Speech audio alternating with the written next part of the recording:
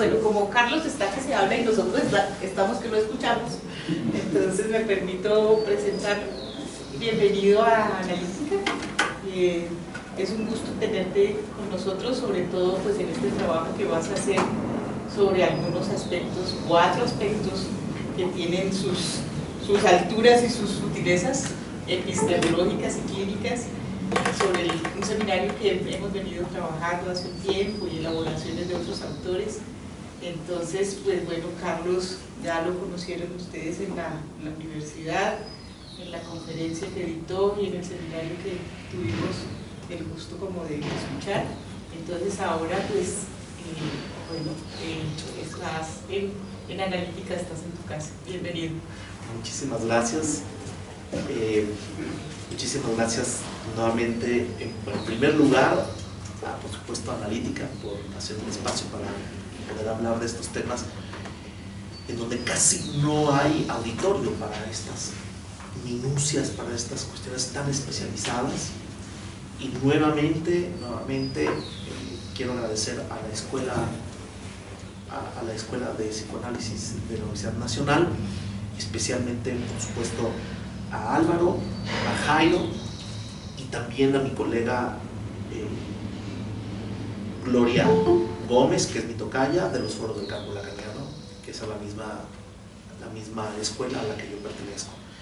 Bien, entonces, como les decía, quiero retomar rapidísimo el marco o el eje donde yo he estado interviniendo en esta visita que me ha gustado mucho a Bogotá. Y yo planteaba que existen 5 objetos matemáticos, ¿sí? Los desarrollé hoy en la mañana extensamente, los primeros 3, y después me había tardado muchísimo y fui muy rápido. Pero quería retomarlos. Bueno, esa es una parte. La otra parte es, como les decía, toda la teoría de la modernidad en Lacan. Existe una modernidad que aparece filosóficamente con Descartes, ya lo hablé, y cómo hay una teoría de la ciencia y su reverso, que sería la teoría del barroco.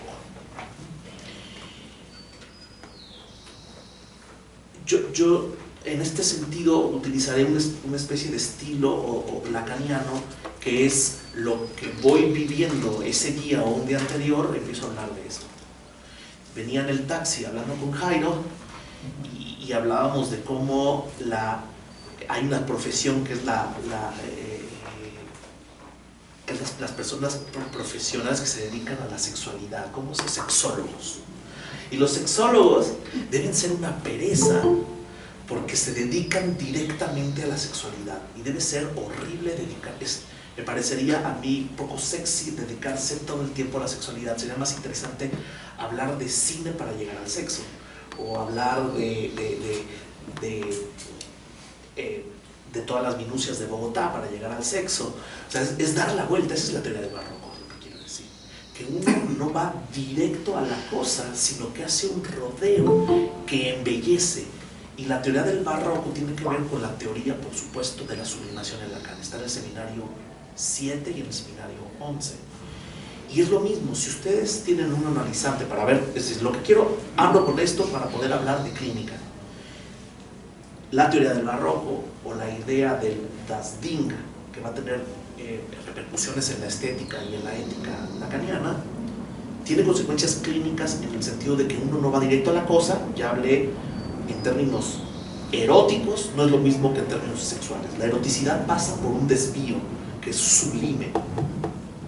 De alguna manera hay una especie de reverso o de inversión vectorial entre la teoría de la sublimación en Freud, que es uno le da la vuelta para socializar lo que es sexual, mientras que en Lacan es erotizar lo que es social. Se erotiza todo lo social. O sea, hacemos un rodeo y hablamos de otras cosas que se empiezan a sexualizar.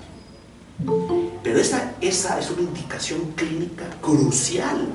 Si ustedes tienen un analizante que está diagnosticado, por ejemplo, con muerte terminal, perdón, con un cáncer terminal, por ejemplo, un cáncer mortal, ustedes van a ir directos a hablar de la muerte. Es lo último de lo que hay que hablar. le da uno un poco de espacio a hablar de eso y tiene que hablar de otras cosas, porque la vida finalmente se trata de otra cosa. Y ese ángulo de ataque es muy importante. Es decir, por ejemplo, si llega un analizante y empieza a decir que que tiene todo un problema con el TOC, y le van a hablar del TOC, ¿no? Y que no puede tocar las cosas y que se lava las manos y que después de COVID le vino todavía más fuerte, empieza a hablar y hablar, no van a salir de ahí. Entonces, lo que uno hace, le invita al analizante a que hable de otras cosas a ver si eso arroja luz. E inmediatamente empieza a arrojar luz, por supuesto, que es la teoría de la anamorfosis en Lacan, que es otro de los dispositivos del barroco. En lugar de ver directamente al objeto, muévanse un poquito y se empieza a armar algo hermoso, o algo horroroso, como en los embajadores de Holbein. Pueden hacer esto. Yo tengo una teoría, muy rápido. Tengo una teoría del turista, y la teoría del turista es que si ustedes le piden a alguien que les tome una foto en la iglesia de Lourdes o en la catedral de Notre Dame, les van a tomar una foto y van a preferir primero tomar la foto del cuerpo completo y además de frente. De cuerpo completo porque tiene que ver con imaginario, es súper interesante. Van a recortar siempre el objeto atrás, pero el cuerpo no lo van a hacer, es muy curioso, lo pueden hacer. Pero si ustedes mueven un poquito el celular, además lo van a hacer así, no así, que ya implica toda una especie de estupidez por la tecnología, etcétera, etcétera. Los videos verticales son una cosa horrorosa. Pero si ustedes mueven la cámara un poquito, es imponente cómo se construye la imagen en la fotografía. Es decir, por mirar al sesgo, por moverse un poco y no ir directamente a la cosa.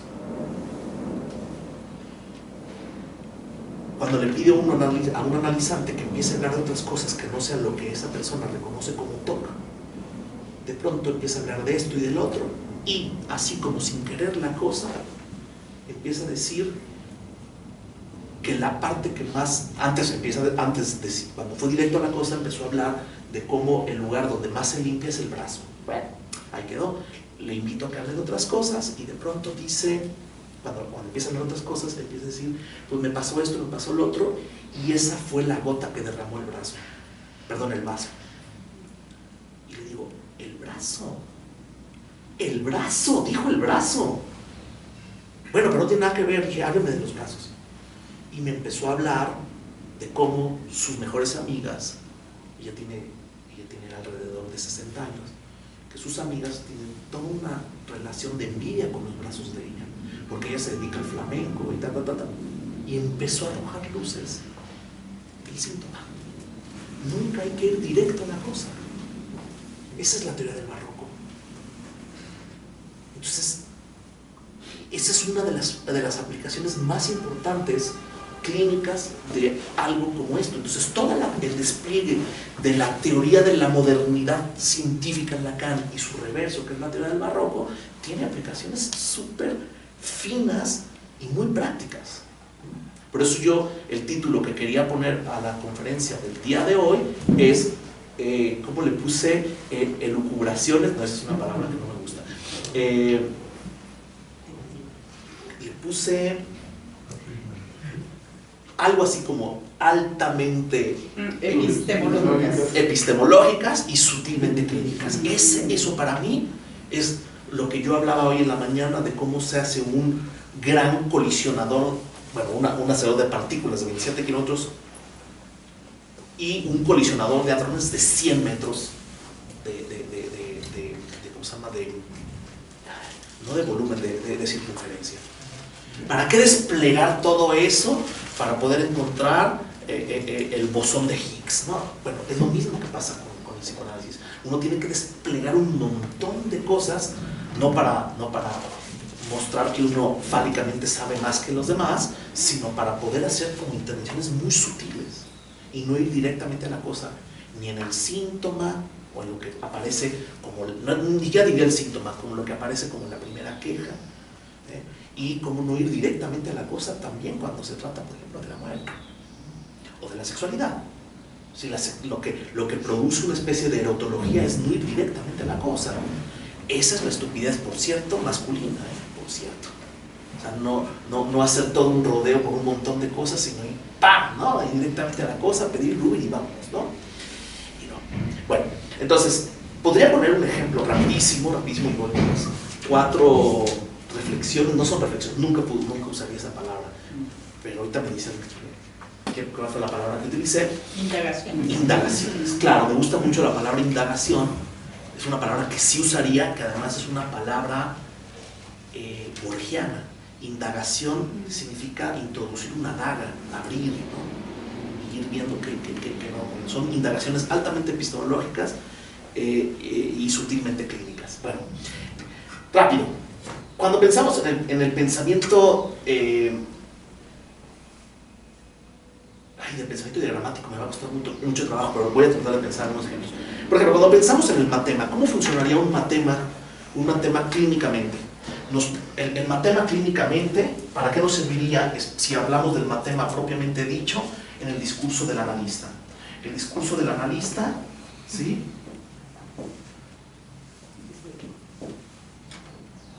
El discurso del analista es exactamente el flip side, el anverso. Flip side me gusta mucho en inglés, que es cuando uno tiene una carta y le da la vuelta. Flip side, el anverso, no el reverso.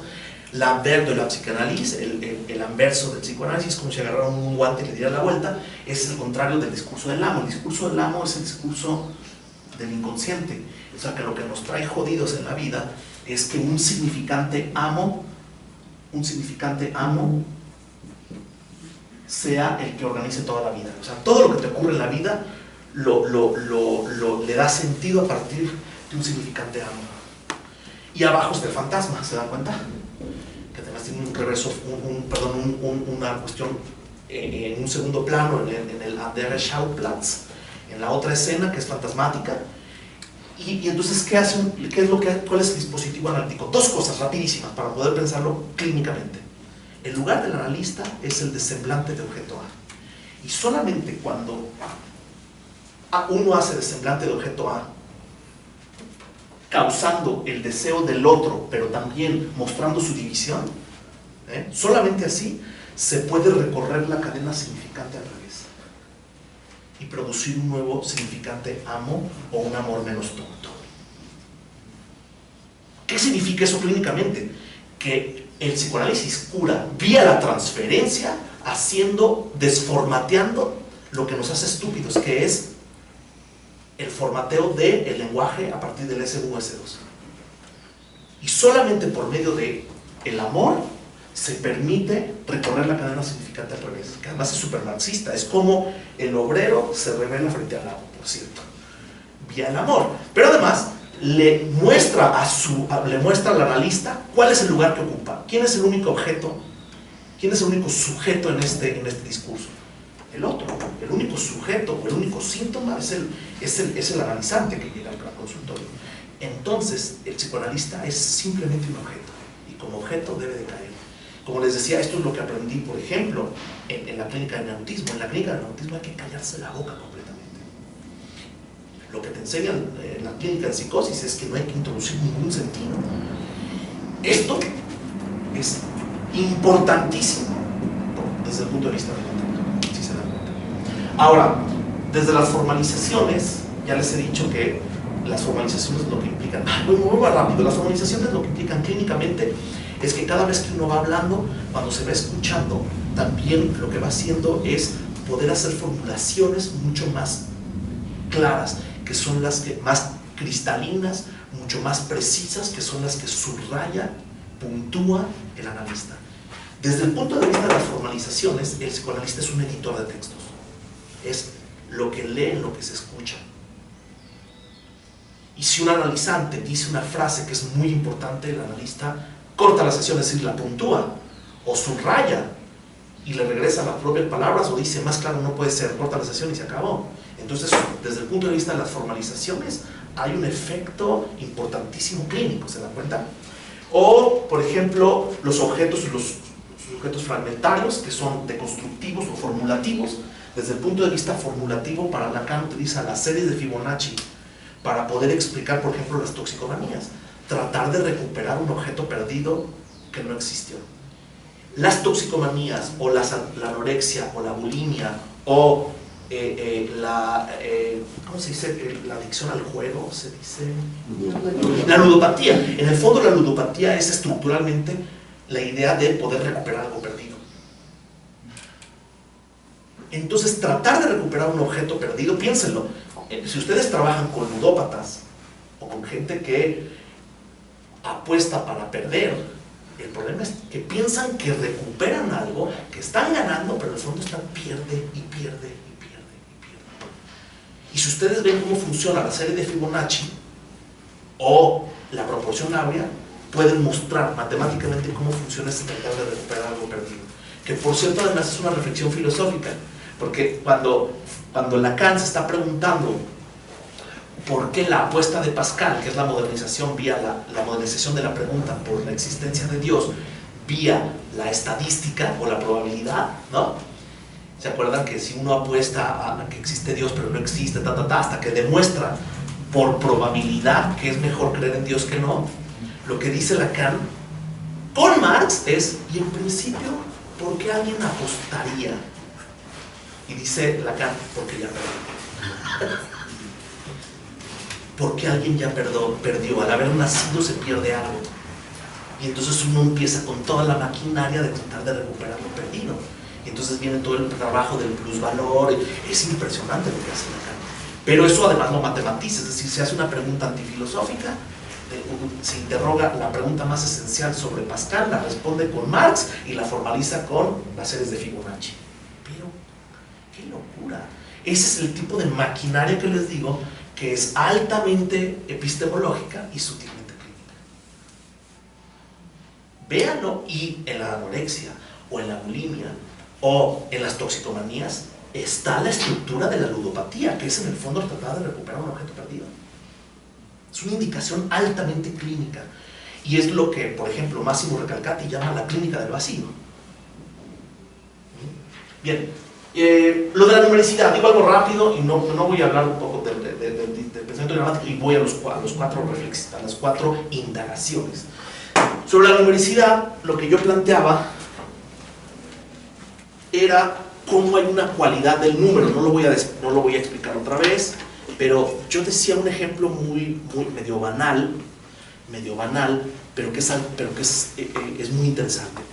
Si uno, lo dije en la comida, si uno viaja de mochilazo, así decimos en México, a todo México, y me voy con mi mejor amigo o mi mejor amiga, vamos a terminar peleados.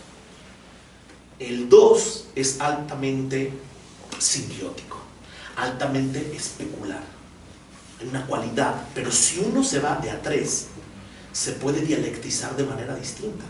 El 2 es simbiótico, es altamente especular, el 3 hace masa. Si existe un cuarto elemento, pero ese cuarto elemento funciona como una sustracción, entonces se puede volver a dialectizar, pero si funciona como una adición, entonces se hace una nueva especularidad entre dos grupos. Entonces es la idea del cártel de Lacan. Es un 3 más 1 que se tiene que sustraer y solamente causar el trabajo de los otros. O sea que funciona como una sustracción, ¿no? Y es lo mismo, si dos niños están peleando y la madre interviene como tercereidad, este es un pensamiento cualitativo, y hay que ver cómo funciona eso en las estructuras familiares. Si la madre dice, tú tienes la razón o tienes la razón, lo que hace es volver del 3 al 2 y aliarse con uno o con el otro. ¿Se dan cuenta? Lo que tiene que hacer la mamá es, no me importa quién empezó. O sea que la terceridad funciona como ley, ¿se dan cuenta? O funciona como nominación para poder alentar un deseo, que es la función del nombre del padre, por ejemplo. Y entonces hay toda una deconstrucción del uno. Entonces este tipo de cosas con la numericidad son altamente clínicas, para poder pensar el análisis con niños o pensar ciertas escenas de la historia de un sujeto, cómo funcionó ahí el 2, el 1 metafísico, el 3, el 4, si es un 4 de masa o es un 4 sustractivo, etcétera, etcétera. Pero para poner un último ejemplo, entonces, ¿por qué una pareja no se iría de mochilazo a Europa? O si son dos, se van a terminar obviando, porque es una cuestión especular, por una razón muy sencilla que explica Badiou. La teoría de la universidad surge a partir de Badiou, de Alain Badiou. Existe el cero del sexo. Existe el il n'y a pas de rapport sexuel, ¿no? No hay relación sexual que dialectiza una relación. Si uno no, disculpen que hable colombiano, uno no se come a su amigo o a su amiga. Hay una cuestión imaginaria, pero cuando hay una cuestión sexual, entonces se dialectiza de manera distinta y imposibilita la especularidad. En ese sentido, la cuestión de la banal y del conocimiento común, Vox Populi, es una acostar en la cama, resuelve cosas, en ese sentido. Bueno, eso es un ejemplo de la universidad. No sé si en este punto tienen algo que preguntar, algún comentario, y después ahora sí voy con los 4 indagaciones.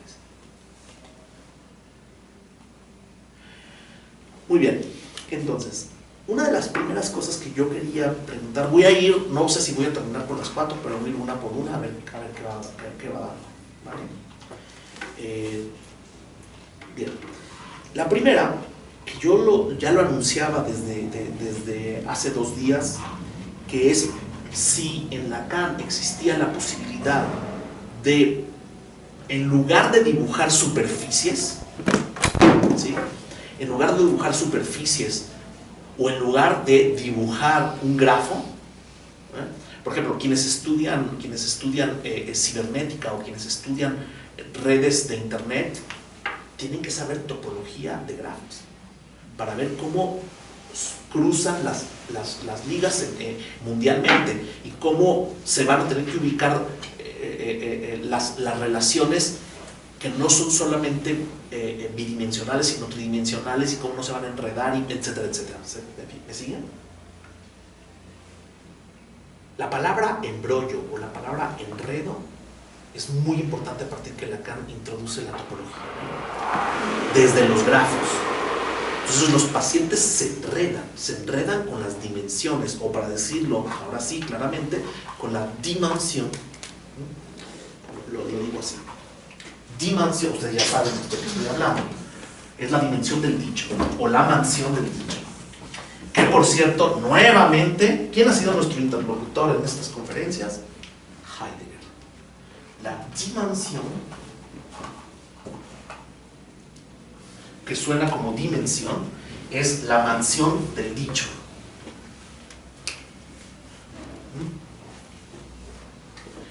Es decir, ¿cuál es la espacialidad en la que se mueve el psicoanálisis? Es en la dimensión. ¿Por qué estoy hablando de Heidegger? Porque Heidegger, recuerden que va a decir que el ser habita en el lenguaje. Y si habita, es su mansión. Es la mansión del dicho. Es el ser, si se fijan, es la solución heideggeriana poética.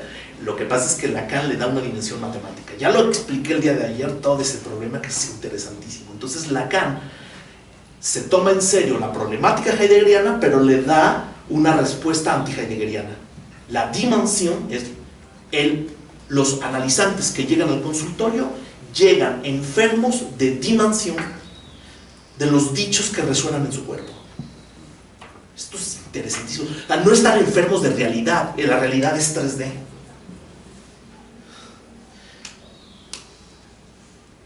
En cambio, cuando el humano está sumergido, bañado en el lenguaje, ese es todo el problema de Joyce, el síntoma, la conferencia, él escapó todo el campo semántico de los equívocos que están en el texto de Joyce, el síntoma, es un campo acuático.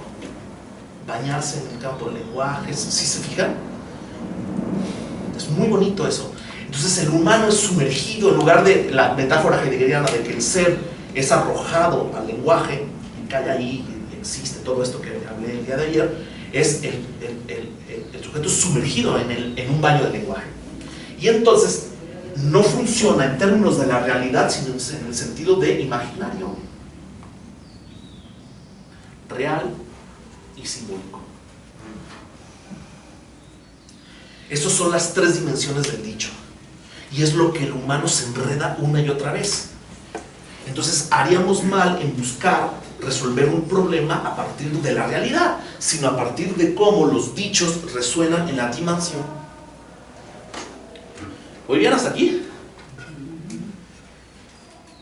Parece bien Pacheco. Pacheco es marihuano en mexicano. Parece una cosa, una reflexión súper marihuana, pero esto es lo que nos tenemos que tomar muy en serio los psicoanalistas para poder intervenir de distintas maneras sobre la subjetividad. Bien. Entonces, la pregunta es, ¿por qué Lacan utilizaba topología de grafos, dibujada, trazada, diseñada, dessin, como dicen los franceses, un diseño, y no utilizó en los grafos, en las superficies, o en los nudos, o en las trenzas, topología algebraica? Ustedes saben que la geometría analítica lo que hizo es algebrizar la geometría. Entonces tenemos ciertas funciones, ¿se acuerdan? Seno, coseno, x, y, ¿verdad? Y si ustedes ponían esa ecuación, de pronto lo ponían en una calculadora y ¡rum! Se dibujaba un cilindro, se dibujaba una parábola y decían, ¡oh, qué bonito! Es decir, ¿cómo el álgebra, una ecuación o un algoritmo produce una figura geométrica? Es lo mismo. Al revés sería como una figura de superficie, como el cilindro, que no es un sólido, o el toro, que no es un sólido, es una superficie infinitamente delgada, o sea, que no tiene ancho, solamente tiene largo perdón, no tiene profundidad, solamente tiene largo y ancho, o sea, que no es un sólido, ¿vale? Se puede expresar por un algoritmo, es decir, algebraicamente. ¿Por qué no lo expresó así Lacan? Porque era muy difícil. No, yo pienso, mi hipótesis es que Lacan necesitaba introducir el elemento imaginario. Se necesita un mínimo de imaginario. Entonces no es lo mismo dibujar un nudo Borromeo que usarlo en cuerdas o en limpiapipas. Entonces, esto es importantísimo. Aquí vienen las cosas más interesantes. Si ustedes nunca han manipulado cuerdas para hacer el nudo Borromeo, no entienden nada. ¿Por qué? ¿Qué pasa cuando ustedes empiezan a manipular los nudos o cuando empiezan a dibujarlos? ¿Qué empieza a ocurrir? Quiero que me digan quiénes lo han hecho.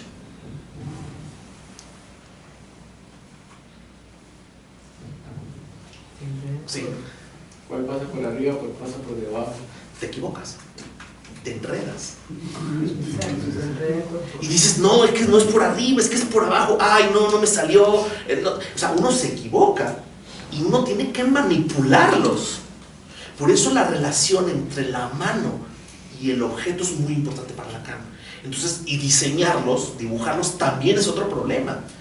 Entonces, no es lo mismo. Si ustedes tienen los limpiapipas, su propia materialidad de 3D, la estofa, es decir, el propio material con que está hecho, permite didácticamente mostrar ciertas cosas y no otras. Y si utilizas cuerdas, las cuerdas son súper difíciles de trabajar. Es muy difícil, es más fácil trabajar es decir, las cuerdas funcionan mucho para que uno se dé cuenta cómo se enreda, pero sirven muy poco para enseñarles yo a ustedes. Me traje las peores cosas para enseñarles. La mejor forma, pero entonces, si uno quiere enseñar, la enseñanza pasa por una cierta materialidad del imaginario. Y si no utiliza su imaginario, no va a tener un efecto pedagógico. Piensen en todo lo que se podría hacer respecto a cómo se enseña, cómo se transmite. Y si uno lo hace por medio de topología algebraica, te da otra cosa. Y si uno lo hace dibujado, te da otra cosa.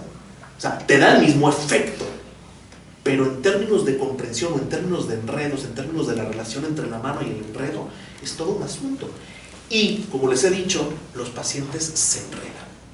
Los analizantes llegan enredados de distintas dimensiones. Se enredan con lo imaginario, se enredan con lo simbólico, se enredan con lo real. ¿Y qué tiene que hacer un analista?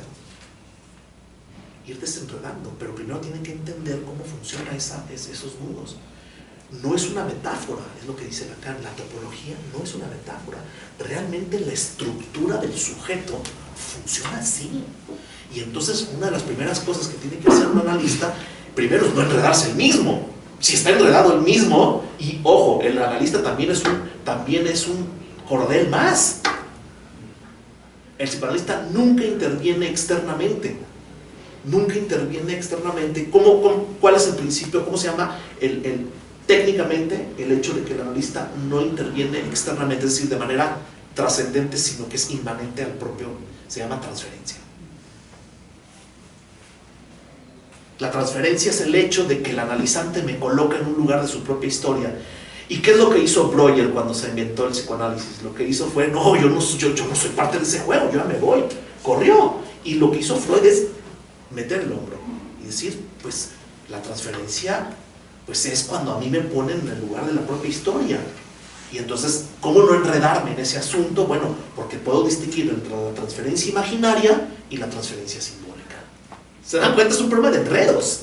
Entonces la topología es altamente importante. Es decir, parte de la formación de un analista es manipular cordeles y ver cómo uno se enreda. Por eso les decía que éticamente y epistemológicamente es una tontería decir que Lacan era un viejo senil, que en el seminario 26 se equivocaba porque estaba mal, porque tenía una afasia. Se equivocaba porque tenía cuerpo, y lo dice varias veces. Me estoy equivocando porque tengo cuerpo. ¿Qué significa tiene cuerpo? Que se está enredando en lo imaginario. ¿Se dan cuenta? En el seminario RSI, que se escucha como herejía, o RSI, que es el seminario 22, tiene unas indicaciones impresionantes sobre cómo intervenir.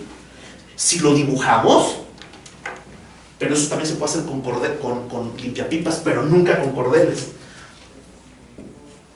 Aquí está aplanado, es una proyección, está aplanado, es una proyección y no está violando el problema de los cruces, que es importantísimo, pero bueno, pero si ustedes los empiezan a abrir así, así.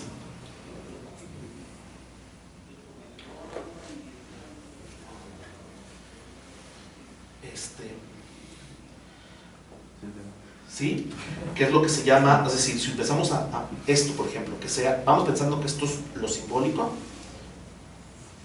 esto es lo real y esto es lo imaginario, ¿vale? Entonces la indicación es que lo simbólico, cuando viene a invadir lo real, es el síntoma.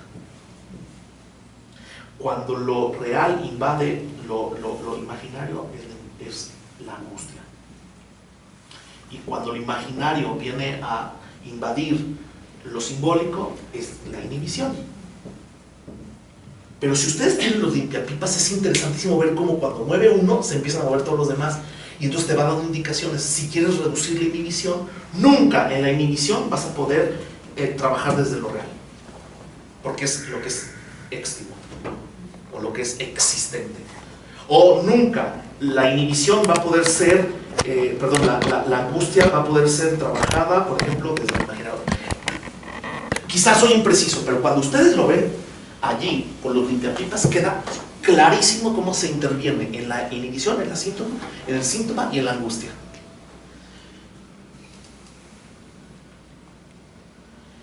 Entonces, ¿por qué Lacan no utiliza la topología algebraica y por qué tiene que mantener un punto de lo imaginario? Porque lo imaginario también produce enredos y no se puede uno desembarazar de eso. No hay subjetividad sin imaginario y hay una revaloración entonces de lo imaginario. ¿Y qué sería lo imaginario? Lo imaginario sería un saber hacer con el cuerpo. Y esto también ya nos lleva a un problema bien interesante, es decir, que la dimensión y la topología también nos da una coordenada importantísima de lo que se daría a llamar el último Lacan. El último Lacan, y yo les decía que esto es una de las cosas que son súper importantes para la escuela en donde yo pertenezco, que es los foros del campo lacaniano, que es el saber hacer. Yo les decía que en las primeras entrevistas que uno tiene con los analizantes, una de las primeras cosas es poder ubicar no en qué le fue mal en su vida, sino en qué fue exitoso desde el punto de vista inmanente de su propia historia. En qué sí logró hacer cosas, en un saber hacer sin saber cómo. El saber hacer no es un saber explícito, es un saber hacer con el propio cuerpo. Ustedes se pueden impresionar todas las cosas que ustedes mismos hicieron en su infancia sin saber muy bien cómo. Liberarse del que abusaba y nos golpeaba, o le respondimos a un tío, o nos huimos de una situación súper peligrosa, o utilizamos un instrumento musical para poder hacer no sé qué tantas cosas, o busqué dinero para poder conseguir un juguete que nadie hubiera podido conseguir. Ese es un saber hacer, y además tiene un trazo específico. Voy a utilizar una palabra muy importante que he utilizado en mis charlas: poético. Es decir, que tiene una materialidad imaginaria y simbólica única en cada sujeto. Y lo que uno tiene que hacer, las primeras intervenciones con los analizantes, es apuntalar el saber hacer. Es decir, antes de poder analizar, uno tendría primero, para poder analizar, uno tendría que apuntalar ciertas cosas del saber hacer.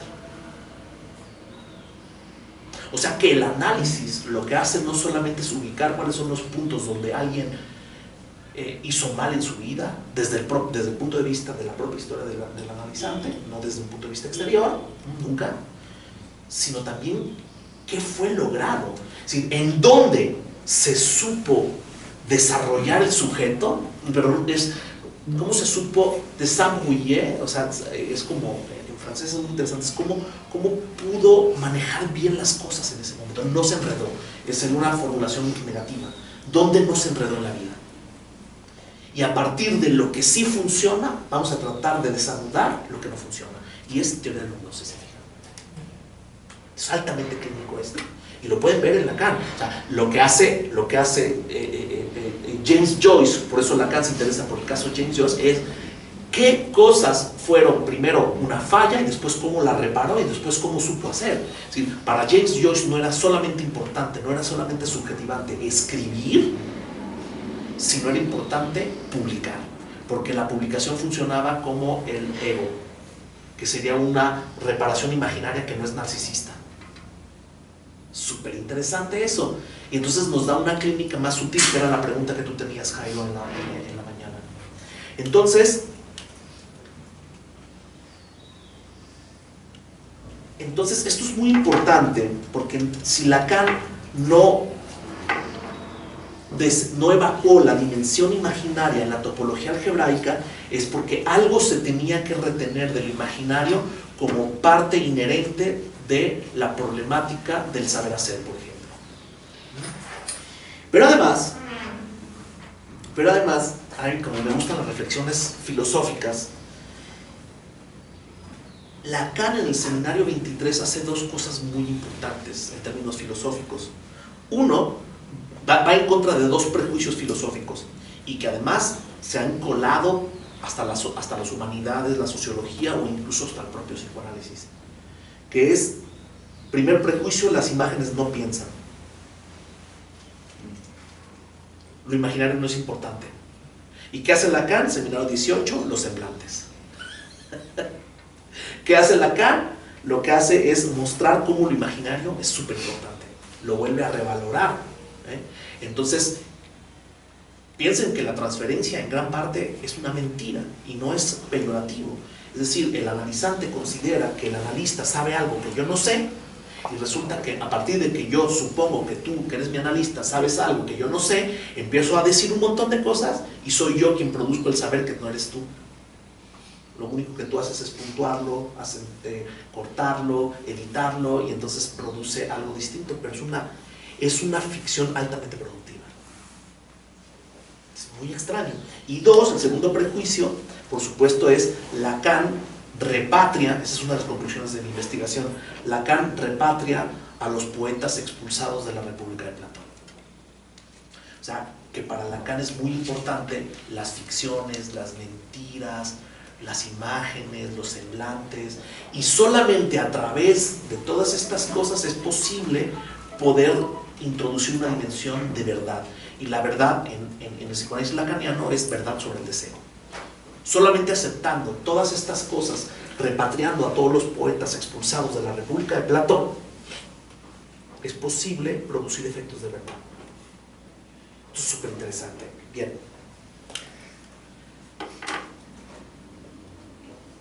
Como ya he señalado, ya adelanté, no sé si es la primera indagación epistemológica, si se dan cuenta tiene muchísimas consecuencias en el pensamiento, en el pensamiento psicoanalítico, en el pensamiento de Occidente, pero además tiene consecuencias clínicas muy importantes. La otra, pero además, perdonen, déjenme ver qué horas son. Sí, muy rapidísimo.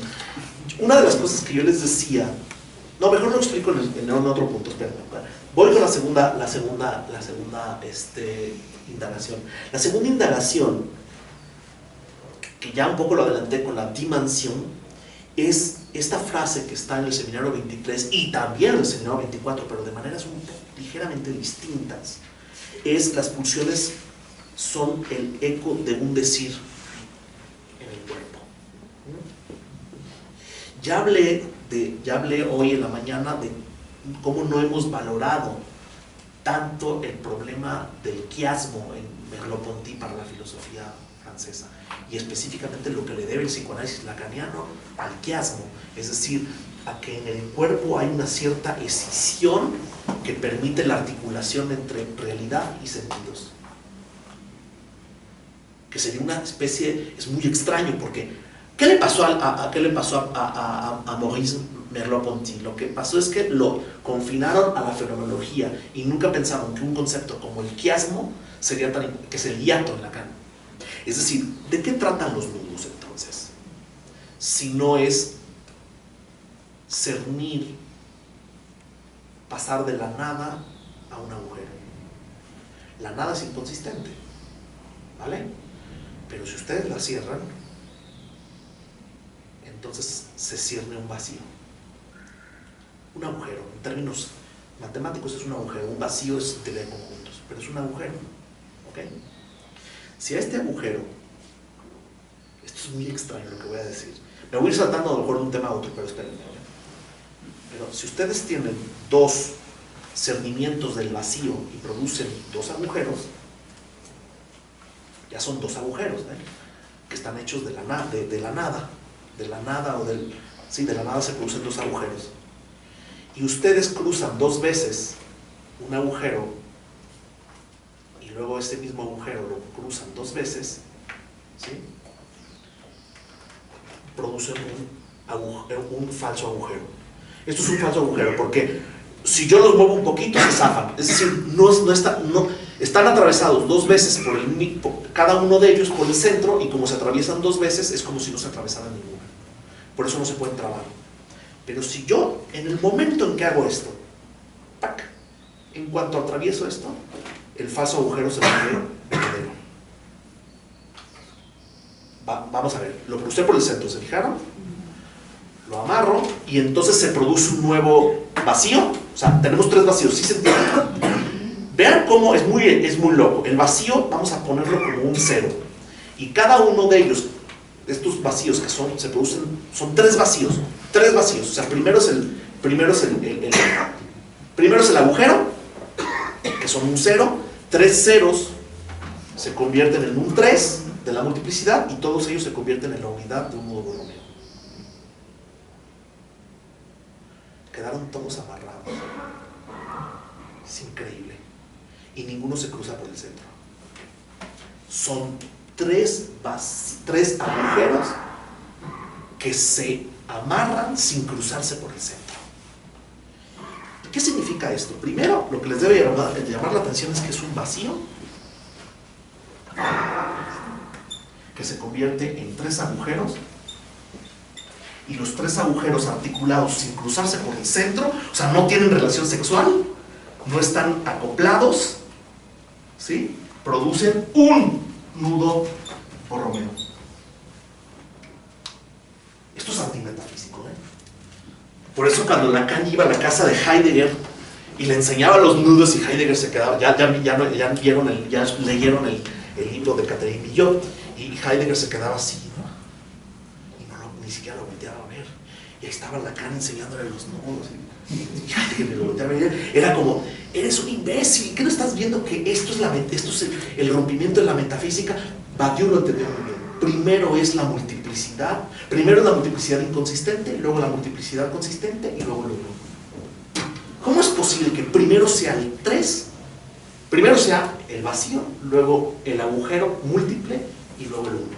El 1 está creado por multiplicidad de agujeros. Les estoy explicando la ontología de Badiou por medio del nudo Borromeo. Es increíble. Y para Badiou esto es la forma de poder, es la única forma de poder hablar de la ontología sin incurrir en la ontologización del ser. Bueno, perdón, me fui por otro lado, pero bueno, entonces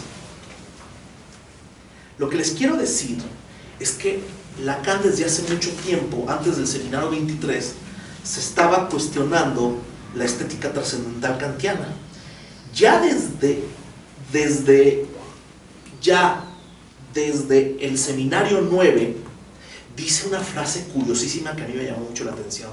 Estamos hablando de 1961. Dice: el psicoanalista es el cosmólogo de una erótica futura. ¿Y qué significa que el psicoanalista es un cosmólogo de una erótica futura? No dice astronauta. Entonces eso ya implica que tiene una posición política. No es el gringo, sino el soviético.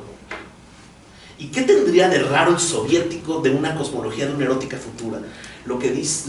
Si uno lo va leyendo, palabras más, palabras menos, lo que dice Lacan es que el psicoanalista es el que puede navegar en el espacio de un toro. Es el que navega en el espacio de un toro, que es una superficie. O sea, esto no es un sólido, ustedes tienen una hoja, vamos pensando que la hoja es infinitamente delgada, y lo que hacen es pegar A con A, B con B, y entonces hacen una especie de cilindro, ¿se dan cuenta? Y después pegan esta parte con esta parte, y ya está. ¿Qué hay adentro? Agujero. No es ni siquiera, no es algo, no es un sólido, es un agujero. Entonces lo único que queda es la superficie, es decir, la propia hoja. Y si ustedes la rayan, lo que hacen es esto. Y lo que dice Lacan es que esto es la demanda, y el agujero que se produce después de todas las demandas de un analizante, lo que produce en retrospectiva es un deseo. Entonces el psicoanalista lacaniano es un cosmonauta que sabe perfectamente leer cómo en los dichos de un analizante siempre es una demanda que trata de recuperar un objeto perdido, que es el vacío central, pero la pura rayita esta es el deseo. Y el deseo se sustrae. Entonces la dirección de la cura es que a partir de los dichos de un analizante se pueda recortar un deseo. Entonces, lo que es importante en el psicoanálisis lacaniano no es saber qué es la realidad, o cómo me pegó mi mami, o cómo hice tal tontería cuando tenía 18 años, sino cómo en los dichos se puede ir recortando un deseo. Ese es el cosmonauta de una erótica futura. La erótica es la articulación entre deseo y demanda, que está en la superficie del toro. O sea que Lacan ya pensaba que si ustedes toman la estética trascendental kantiana, ustedes van a pensar que lo importante es lo que ocurre en un mundo de 3 dimensiones. O sea que el toro y el cosmonauta de una erótica futura es en el fondo el problema de la dimensión. Lo que hace Lacan es introducir una nueva topología, que es la topología de nudos, para poder replantear un montón de problemas y de orientaciones clínicas para es decir, el psicoanalista no puede quedar embaucado con la idea de que existe la realidad y es de 3 dimensiones. Sí es de 3 dimensiones, pero no es largo, alto y ancho, sino es real, imaginario y simbólico, que tienen una característica distinta, que son el efecto de un decir en el cuerpo.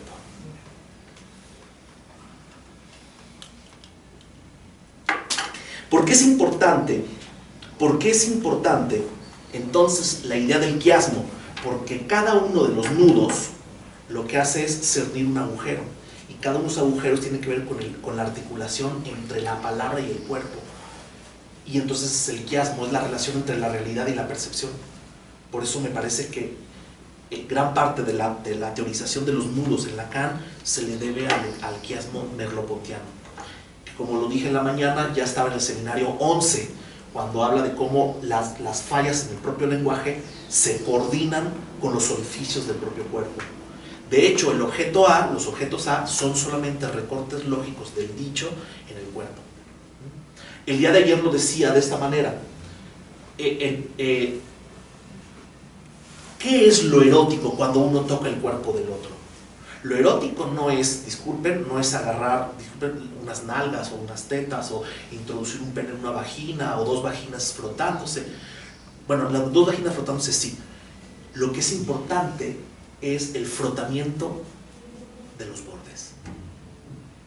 El frotamiento de los bordes es topológico, entonces no se trata de dos volúmenes, una mano y una teta, o unas nalgas y otras, o lo que ustedes quieran, ¿no? O esta idea de que un pene y una vagina se complementan, sino lo importante es que el pene y la vagina se froten por los bordes. Y eso lo sabemos desde muy pronto. Vamos al cine con la chica que me gusta y con que nos toquemos el dedito, ¿no? Viendo toda la hormona y todo esto. Claro, porque es el frotamiento. O sea, entonces ¿qué es lo interesante? Lo interesante es mostrar un poco el hombro, un poco la pierna, es decir, el puro borde. Entonces es una cuestión topológica. Un amigo chileno, que le mando saludos, Cristóbal Farriol, si me está viendo, él tiene un ejemplo maravilloso que además, este es el tipo de ejemplos que nos gustan los psicoanalistas, y de esos da un montón Lacan.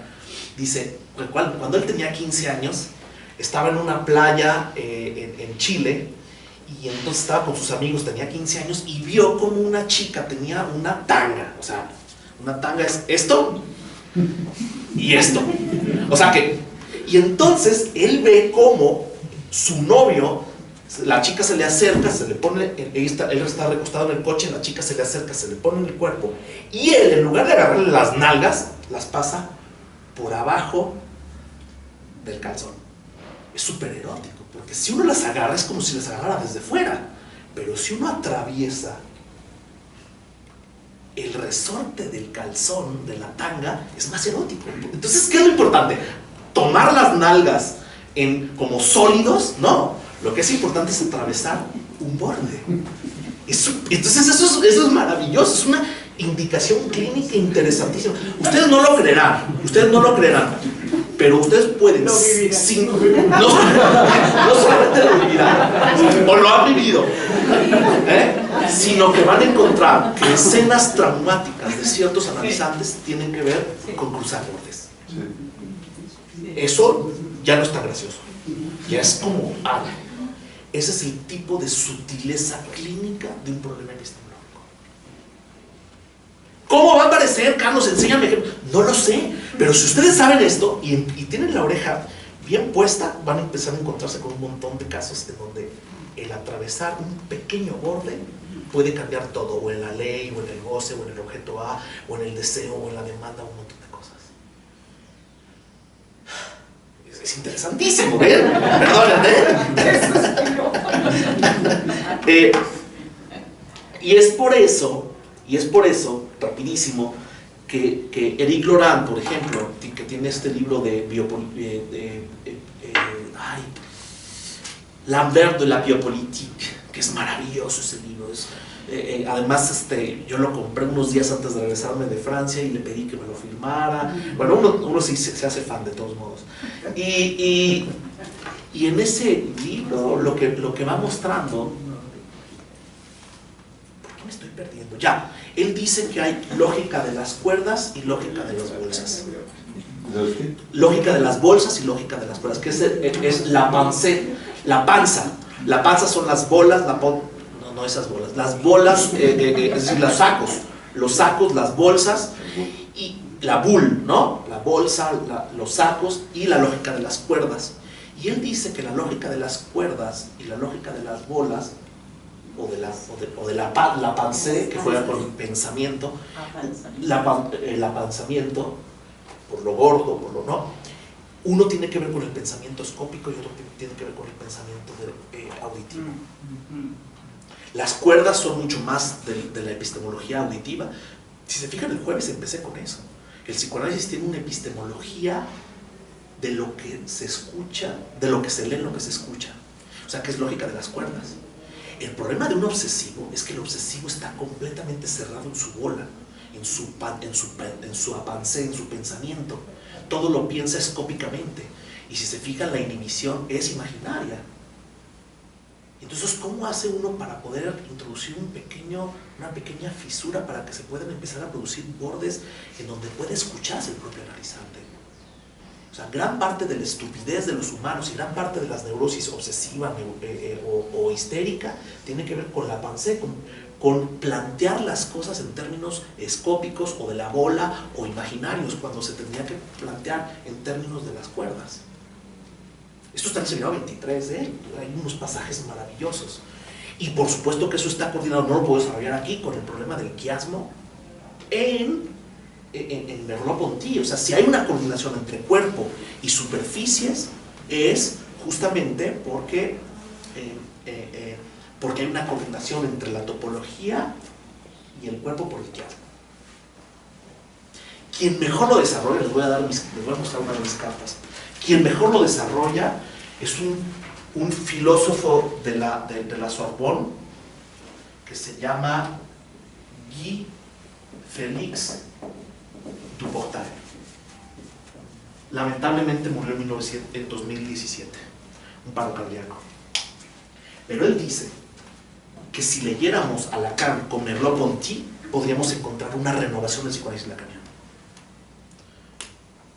Hay unos libros maravillosos, consíganse los que puedan de él. Hay muy pocos. Es Luciano Lutero quien los ha podido traducir algunos. No sé por qué Luciano no se dedicó a poder desarrollar más eso y se dedicó a otras cosas. Ya no pertenece a los foros. Y que también es triste. Y bueno, les recomiendo mucho a Guy Félix Duportal, porque ahí podemos encontrar esta lectura del quiasmo, como pensar. Él piensa que el agujero central que se produce por medio de los nudos borromeos es el quiasmo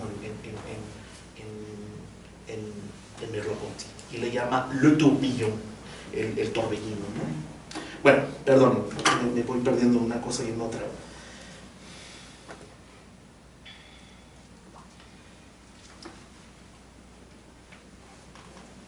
Por eso, ya doy dos frases y hago una última reflexión. O sea que van a ser 3, no 4, pero creo que he dado algunas pistas de otras cosas, si les parece.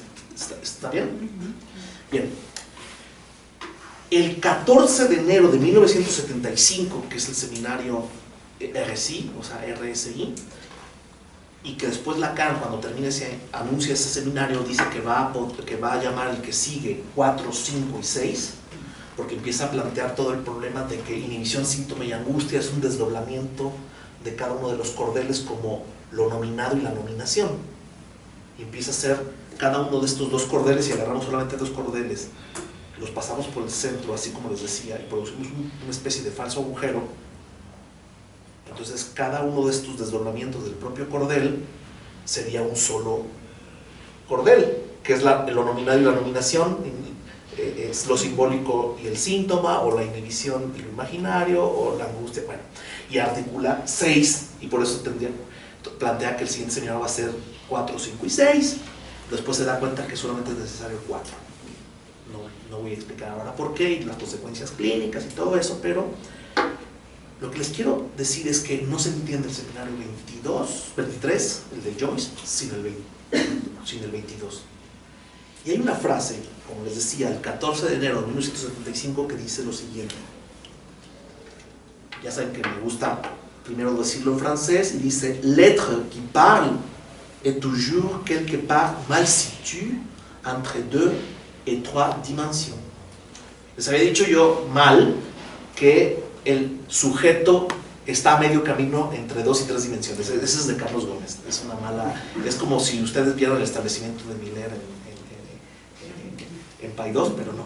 Mejor vamos a Staferla o vamos a Ali, y dice: el ser que habla, el parletre, el ser parletrante, o el que manda cartas, o el que habla, ¿no? El que es efecto del lenguaje, está siempre en alguna parte mal situado entre 2 y 3 dimensiones. O sea que es también un problema que yo les había planteado. ¿Por qué también Lacan va a introducir la dimensión del imaginario, no solamente en la topología algebraica? Porque que es un problema que también señalé en términos de la elipse, de cómo hay el sol y un foco vacío, es decir, entre el yo y el inconsciente el sujeto queda dividido, el sujeto o el ser parlante queda mal situado entre 2 y 3 dimensiones. Es decir, los humanos tenemos que responder en nuestra vida cotidiana a nivel imaginario en 3 dimensiones, pero al mismo tiempo lo que nos viene a joder la vida o a apoyarnos para hacer cosas lindas es el habla, y el habla es de 2 dimensiones. Específicamente la cadena simbólica es de 2 dimensiones. Tiene retroacciones, todo eso, pero es de 2 dimensiones. Y entonces, ¿qué es lo que yo les planteaba en términos clínicos? ¿Cómo el habla, ¿sí? Cómo el habla puede producir efectos. Piensen en el caso Dora, cómo se le queda paralizada la pierna por una broma del lenguaje en donde ella sostiene la pierna de su padre para curarlo, o cómo muere al pie de la cama cómo muere su hermana al pie de la cama de Dora. Dora ve cómo muere su hermana y ella está al pie de la cama después de hacer una caminata. Es Elizabeth, perdón, no es el caso, es caso Elizabeth, perdón. Gracias. Y por todas las palabras en alemán tiene que ver con la misma palabra. Y entonces cuando muere, es decir, ella no puede tener a un hombre con el cual hacer su vida porque tiene que ocuparse de la pierna de su padre, poniéndolo en su propia pierna, que es la parte que se le paraliza, y después en algún momento ella da una caminata con el esposo de su hermana, y en la caminata desea que su hermana no exista para ella quedarse con el esposo, y luego la hermana muere y ella está al pie de la cama. ¡Bam! ¿Qué es lo que le enferma? Las palabras. 2D. ¿Cómo se cura eso? ¿Con antidepresivos? ¿Con antipsicóticos? ¿Con un medicamento? ¿Con árnica? ¿Con aromáticos? ¿Con electroshocks? Son 3D. Se cura solamente por medio de palabras. Pero también se juega el cuerpo. ¿Pero cómo se juega el cuerpo? Entonces, otra vez, el ser parlante está siempre en algún lugar mal situado entre 2 y 3 dimensiones. Es una indicación clínica importantísima. Y para eso sirven también los nudos. Bueno, ahí tengo otras 2 frases, pero bueno.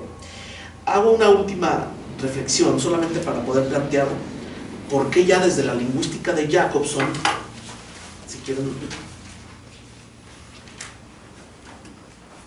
No, creo que no, creo que va a ser ya bastante, yo creo que con estas, aunque parece que son dos reflexiones, creo que he dado un montón de indicaciones de por qué son importantes los nudos y por qué el caso Joyce, etcétera, etcétera. ¿Les parece que mejor nos detengamos aquí y mejor hagamos un espacio para poder preguntarnos cosas? Porque si no me va a ocurrir lo que en la mañana. Les agradezco muchísimo la atención y bueno, comencemos con la charla.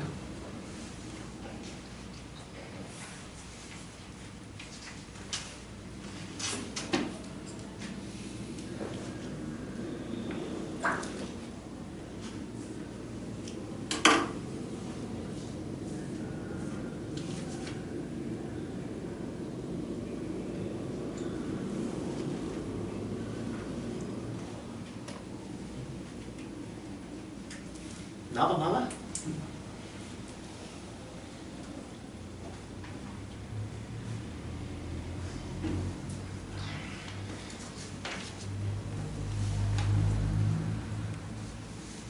Carlos, Sí. Dijiste una frase que me llamó la atención, fue: el nudo permite pasar de la nada al agujero. La nada es inconsistente. Sí. Mira que yo voy leyendo... De hecho está mal esto es agujero, esto es nada. Sí. Yo he pensado, cuando uno lee el libro de Recalcati, La clínica del vacío, yo siempre he pensado que ahí hay un problema teórico. Sí. Es muy bueno, pero tiene ese problema de la nada del vacío. Él plantea que el problema es el vacío y yo pienso que el problema es la nada. Precisamente el problema del sujeto es creer que puede alcanzar un todo y se queda en una nada perpetua, algo así, al no poder alcanzar el todo. Y estaba pensando que un modo de anudarse sería hacer de esa nada no un todo, sino algo, que no sea... y ese algo es lo que permite bordear un agujero. Sí. Entonces, claro, me acordé de Recalcatio, que lo nombraste hace un rato, y pensé, es que el problema no es la clínica del vacío, sería más bien una clínica de la nada, es lo que plantearía uno. Sí. Eso es lo que pienso, no sé, con esto que acabas de decir, no sé qué piensas tú. Tienes toda la razón. Eso es lo que podría decir. A ver, la cuestión es, en psicoanálisis no habría un avance o un progreso en el sentido lineal. Hablé un poco algo de eso en la mañana, como no hay una cuestión, no, eso fue, sí, creo que fue ayer, no, hoy en la mañana, ya no sé en qué día vivo, pero creo que fue en la mañana cuando hablaba que no era solamente causa y efecto así lineal, nada más. O sea, en el psicoanálisis no avanza en estos términos de un progreso así. Hay toda una crítica al progreso en Lacan, no solamente en términos de la civilización, cuando Lacan dice que la civilización es una cloaca, entonces, no solamente es peyorativo, tiene una parte peyorativa, pero también tiene una parte de el semblante, como la escritura china, que es una serie de acumulación de restos, y esos restos se pueden embellecer por medio de la cultura. En fin, no voy por ahí, pero tiene toda una crítica al progreso. En todo caso, progreso y linealidad es criticada en Lacan, en principio porque existe el après-coup, es decir, existe un efecto no lineal en retrospectiva, que ya lo platicamos el día de ayer, en lo simbólico. Primero eso. Pero si te das cuenta, Jairo, en el DIC, uno va hablando y va haciendo rulos, y cuando uno termina de hablar y se conecta con el último, entonces se produce en retrospectiva un agujero que se bordea, y ese agujero que se bordea trata de atrapar A, y el puro borde se llama B. Yo creo que lo que plantea Recalcati es que es una clínica de la nada. Lo que no se puede hacer es bordear un agujero, no se puede bordear. O sea, hay una completa inconsistencia, habría totalmente la nada. Lo que no, ese es el hombre sin inconsciente del que habla Recalcati. Sí, creo que es un problema. Claro, en términos prácticos termina diciendo cosas muy interesantes sin teorizarlo de esta manera. ¿Sí? Pero si somos rigurosos, esto sería... A ver, cuando yo les digo que las formalizaciones pueden ayudarnos a liberar un real, un recorte de objeto A, y además cómo funciona la demanda, hay que hacer un montón de formalizaciones, hay que hablar un montón. Lo otro es que estaba pensando que la depresión es un problema de la nada, además que es un problema actual. Es decir, y dos, esta mañana leí un artículo, otra vez los físicos diciendo que la nada hay algo, otra vez recalcando. Entonces, ese algo es precisamente lo que en el problema de depresión es lo que de cierta manera no solamente es imposible quedarse con la nada, sino que te quedas con algo que es con lo que uno padece. Estaba pensando eso. Y por eso que esa nada se aleja incluso del agujero en sí. Entonces la labor sería pensar, hacer con ese algo que parece una nada, otra cosa que sea bordear un agujero. Sí. Anudando cosas. Sí. El problema es que cuando uno hace terapia narrativa, hable, ¿no? Yo lo escucho, el problema es que uno se enreda porque no puede localizar un agujero. Y parte de la orientación de un analista es poder localizar un agujero, que es lo que se sustrae a los dichos. Y eso es impensable para una terapia narrativa. Porque es decirlo todo. Es tratar de decirlo todo, ahí está, sí. Entonces, por eso es muy importante el lenguaje topológico y entender muy bien cómo funciona esto, porque entonces evitaría que uno lo diga todo, ¿no? De hecho, uno de los grandes uno de los problemas técnicos más importantes del último Lacan son las sesiones ultracortas, ni siquiera las sesiones variables, las sesiones ultracortas, que es no inflar el sentido. No inflar el sentido, no dar vueltas de más, sino en pequeños dichos localizar inmediatamente el punto de impasse, el callejón sin salida, muy pronto.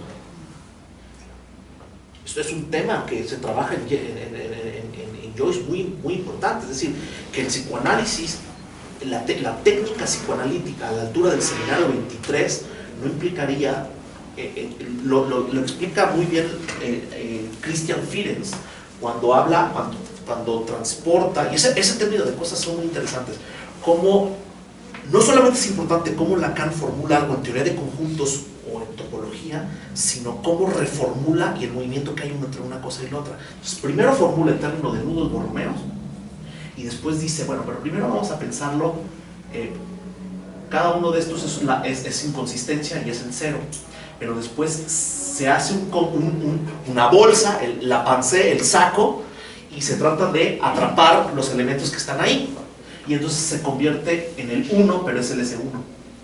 Y después lo que hay que hacer es nombrar por su... Entonces la palabra mata a la cosa, es función y campo de la palabra, porque es una cuestión hegeliana, y entonces cada uno de estos aparece nombrado y por lo tanto destruido. Y ese es el S2. Lo que intentaría el psicoanálisis es poder hacer solamente el nombramiento del S1 sin recaer en todo el inflamiento de sentido en el S2. Esa es una cosa interesantísima. Es decir, atrapar la enunciación y no todos los enunciados. Y la enunciación, por cierto, es esto. Y estos son todos los enunciados. Es brutal esto, pero ¿cómo se hace técnicamente?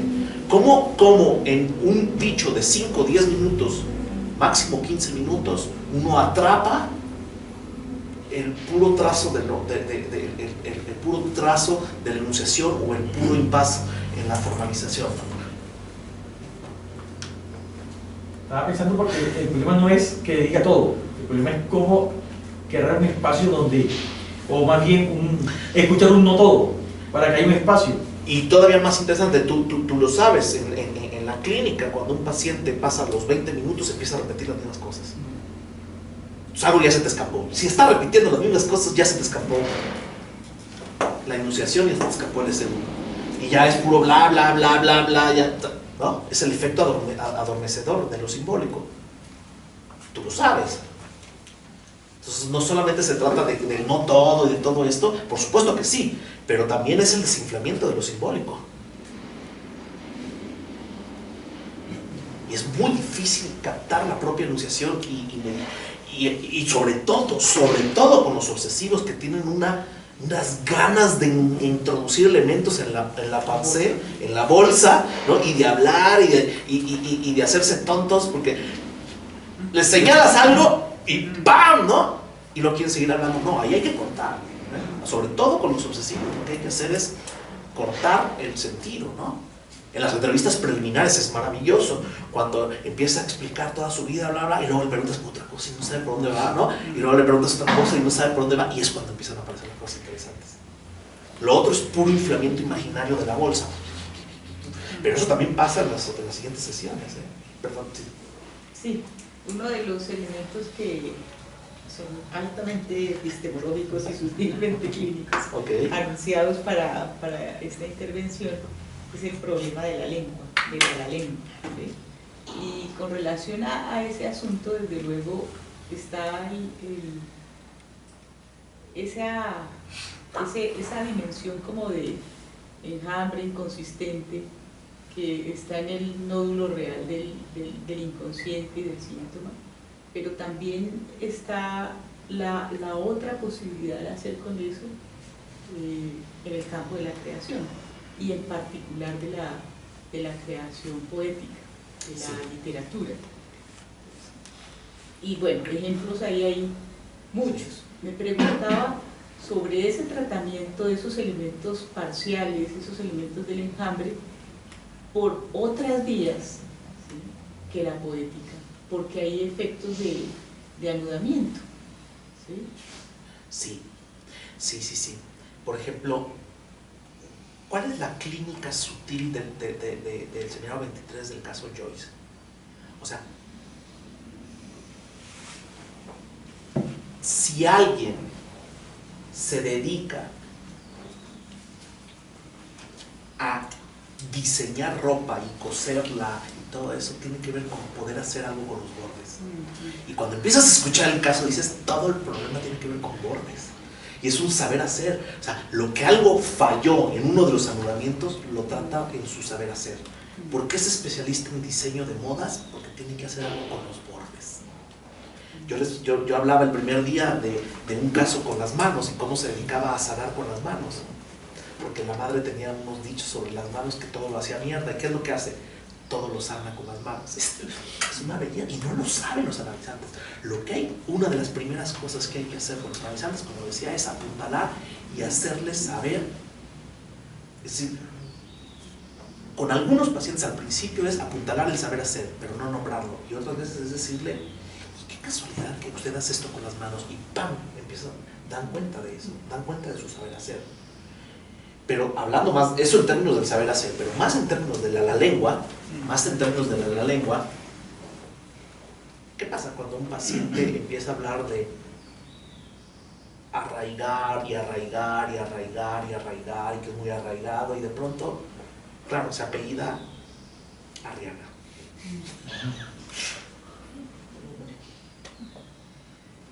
¿Va a tener impacto eso en el cuerpo o eso en los convenios? Por supuesto que sí. Entonces empiezan a pensar, uno empieza a, parece una cosa que parece como sencilla en la vida, ¿no? Me interesan los coches, o me interesa esto, o me interesa lo otro, o me gusta esto, y si uno sabe escuchar sutilmente, entonces, a ver, ¿qué es lo que les quiero decir? No tienen que estudiar el caso Cantor, no tienen que estudiar el caso Joyce, no tienen que estudiar el caso Van Gogh para poder dar cuenta que un paciente que pidiendo dinero en los semáforos, algo de su propia subjetividad se está jugando en su saber hacer. O sea, no necesitas unas grandes obras, sino en las obras, lo que resta, ¿sí? Algo hace el analizante para poder subjetivarse. O sea, esto tiene una indicación importantísima antipatológica, quiero que lo sepan. Para el psicoanálisis lacaniano, para el psicoanálisis freudiano, el síntoma no es un problema, es una primera solución. Entonces, las cosas que hacen los pacientes, los analizantes, son una primera forma de tratar de restituir una falla en un nudo. Y entonces el saber hacer, o la lengua, qué hacen con la lengua, o con los dichos, o con las frases, o con sus apellidos, o con todo esto, es una clínica muy sutil para saber cómo los analizantes se están tratando de suturar una falla, de saber hacer, etcétera, etcétera. ¿Se fijan? No sé si por ahí va si puedo responder a tu pregunta con eso. Sí, pero Álvaro, por favor. Hay por ahí una idea que soltó Lacan de que el niño está hecho para hacer el nudo. Y pareciera traer una indicación primero de que entonces el niño sería una especie de topólogo que vive trabajando para tratar de hacer nudo. Y esa indicación, Carlos, como para pensarla un poco más, incluso con la clínica que se realiza con los adultos, porque visto así un niño sería un enorme trabajador de nudos. Sí. ¿Sí? Sí. Es decir, también tienes una indicación que yo al menos lo leo así, que es lo que yo les decía. Cuando uno empieza a ver cuáles son los problemas que tiene un analizante, uno le dice, ¿y usted ha tenido esta misma situación en otro momento, algo parecido? No, pues, ¿y cómo hizo para resolverlo en ese momento?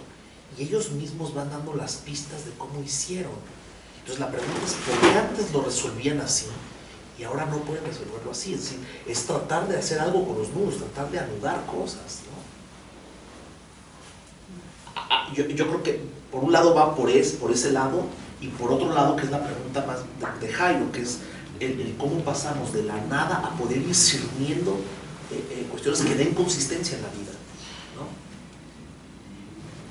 Ustedes no lo saben, pero que un autista pueda empezar a escupir su saliva y empezar a juntarla es una forma de tratar de restituir algo que no opera, y cuando lo logra hacer le transforma la subjetividad a un autista en esas cosas tan tontas. Y entonces si uno es de otra orientación que no sea la lacaniana, es ya, pinche niño, haz esto, uno, lo otro, haz más rápido, tienen que dar resultados, ¿no? Y si uno no puede leer las escupidas y el tratar de juntarles, un caso que trabajé en París, el niño intenta hacer nudos, y cuando logra hacer algo con la saliva, primero tiene uno que leer lo que significa eso, ¿no? ¿Qué significa juntar la saliva? Y entonces lo que hay que hacer, que es nombrar lo que está haciendo a partir de leerlo. Lo subjetiva, es decir, una cosa tan que aparentemente es tan estúpida le puede salvar la vida subjetivamente a un niño, ¿no? Es hacer nudos, es hacer nudos. Y aunque ustedes no lo crean, y eso es la orientación ética, la ética del psicoanálisis es la ética del deseo. Si ustedes sucumben, ¿qué es lo contrario de la ética del deseo? Es el American Way of Life, lo dice claramente la carta. El ideal del American Way of Life, es decir, la conveniencia. Si ustedes dejan de hacer lo que, y no es fácil leer su deseo, no es fácil leer su deseo, muchas veces se lee en retrospectiva. ¿Y cómo logró hacer esto tan exitosamente si era tan complicado? Ahí hay que leer que está el deseo, y entonces apuntalar ese deseo, ¿vale? Pero si uno deja de hacer lo que en retrospectiva aparece como deseo por conveniencia, porque me pagan más, porque no hay que hacer, le va a hacer doler eso a mi novia, o esto o lo otro, se paga con culpa, y uno queda sometido una y otra vez al American Way of Life. Por eso esa es la frase de Lacan, ¿no? De lo único que uno puede sentirse culpable es de haber cedido ante su deseo.